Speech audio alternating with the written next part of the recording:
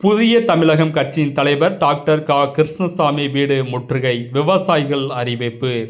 புதிய தமிழகம் கட்சி தலைவர் கிருஷ்ணசாமி வீட்டை முற்றுகையிடுவோம் என கட்சி சார்பற்ற தமிழக விவசாயிகள் சங்கம் அறிவித்துள்ளது. இதை ஒட்டி மாநில ஊடக பிரிவு செயலாளர் ஈஸ்வரன் கூறியதாவது: கிருஷ்ணசாமி கல் ஆபத்தானது என்றும், கல் பயன்பாட்டிற்கு வந்தால் கள்ளச்சாராயம் அதிகரிக்கும் என கூறியுள்ளார்.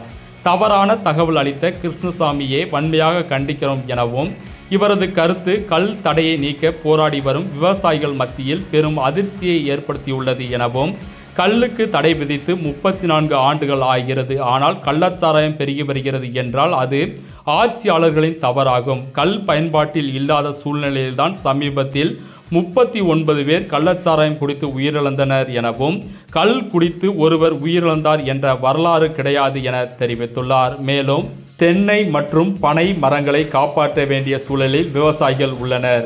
கல் குறித்து வெளியிட்ட கருத்தை கிருஷ்ணசாமி திரும்ப பெற வேண்டும். இல்லையெனில் வருகின்ற ஜூன் 20ஆம் தேதி கட்சி சார்பற்ற தமிழக விவசாயிகள் சங்கம் ஏர்முனை இளைஞர் அணி சார்பில் விவசாயிகளை திரட்டி புதிய தமிழகம் கட்சியின் தலைவர் டாக்டர் கிருஷ்ணசாமி வீட்டை முற்றுகையிடுவோம் என ஈஸ்வரன் தெரிவித்துள்ளார்.